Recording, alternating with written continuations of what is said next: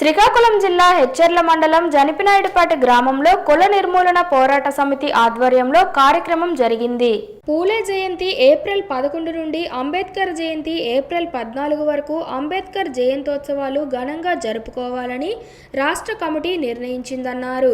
కుల నిర్మూలన పోరాట సమితి శ్రీకాకుళం జిల్లా సహాయ కార్యదర్శి రాకోటి రాంబాబు మాట్లాడుతూ, పూలే అంబేద్కర్ జయంతులను దళిత పీడిత కులాల ఆత్మగౌరవ పోరాట దినాలుగా పాటించాలని, సామాజిక ఉద్యమకారులైన పూలే అంబేద్కర్లను కుల చట్రంలో బిగించి ఉంచే అగ్రకుల రాజకీయ పార్టీల నాయకులు కుట్రలకు వ్యతిరేకంగా పోరాడాలన్నారు. మహాత్మా జ్యోతిబా ఫులే, డాక్టర్ బాబాసాహెబ్ అంబేద్కర్ తమ జీవితకాలమంతా హిందూ మత భావజాలానికి వ్యతిరేకంగా, ఆచార సాంప్రదాయాల కట్టుబాట్లకు వ్యతిరేకంగా పోరాడారన్నారు. మనిషిని మనిషిగా గౌరవించే సమాజం కోసం కృషి చేశారన్నారు. ఆ మహనీయులు చేసిన త్యాగాలను కనుమరుగు చేసే దానిలో భాగంగా రాజకీయ పార్టీలు కుట్రలు చేస్తున్నారన్నారు.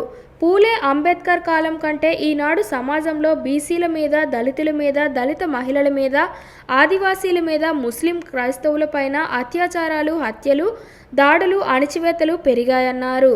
వాటిని నివారించడంలో పూర్తిగా విఫలమైన అగ్రకుల పాలకులు ప్రజల మధ్య విద్వేషాలను పెంచి పోషిస్తూ కుల వ్యవస్థను బలోపేతం చేస్తున్నారని అన్నారు.